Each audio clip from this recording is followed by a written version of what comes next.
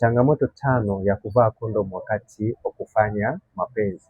Zipo changamoto nyingi sana, lakini nimeweza kusogezea changamoto tano ambazo ni kubwa, ambazo mwanamke au mwanaume anazipata wakati anapokuwa anafanya mapenzi, mwanaume akiwa amevaa kondomu. Changamoto ya kwanza kabisa ni changamoto ya kukosa asilia ya raha kutokana na kuvaa kondomu. Hii ni mojawapo ya changamoto kubwa sana. Yaani kuna utofauti wa mwanaume anapokuwa amevaa kondomu na pia akiwa hajavaa kondomu. Kwa hiyo kuna ile raha inakosekana, ule utamu unakosekana. Kwa hiyo ni mojawapo ya changamoto kubwa sana ya kufanya mapenzi ukiwa umevaa kondomu.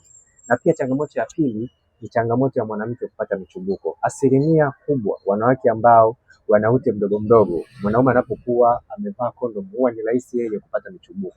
Kwa hiyo pia ni mojawapo ya changamoto kubwa sana ambayo inamkumba mwanamke moja kwa moja mwanaume anapokuwa amevaa kondomu. Na pia changamoto ya tatu ni changamoto ya mwanaume kushindwa kuunganisha mabao, hususan kwa wanaume ambao wanaweza kuunganisha mabao. Kwa hiyo pia ni mojawapo ya changamoto kubwa sana. Na pia changamoto ya nne ni changamoto ya mwanamke kuona kinyaa anapohitaji kunyonya muhogo. Huwa inakuwa ni changamoto sana kwa mwanamke mwanaume anapokuwa amevaa kondomu akataka kunyonya. Hata kama, kwa sababu kuna wanawake ambao wanajua mapenzi ni chafu, anaweza akachomoa muhogo hapo akaunyonya.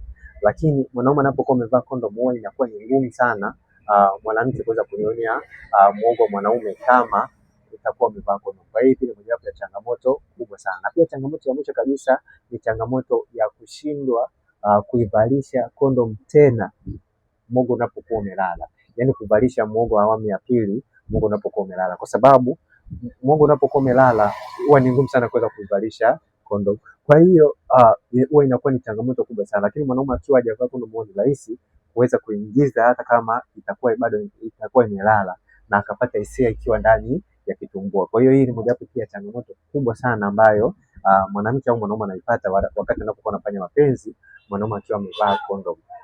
Kwa hiyo ni muhimu sana kuweza kufahamu hilo. Na pia nikumbushe, kama una tatizo la upungufu wa nguvu za kiume ama kama una tatizo la kukosa hisia, hakikisha unapata hii dawa. Itakusaidia kuweza kukupa hisia kwa wewe mwanamke au kwa wewe mwanaume, na pia kwa wewe mwanaume itakusaidia kuweza kuepukana na tatizo la upungufu wa nguvu za kiume. Kwa shilingi 10,000 utaweza kujipatia hii dawa. Nicheki WhatsApp kupata hii dawa ama ushauri. Naitwa Isaac Kanyankole. Asante.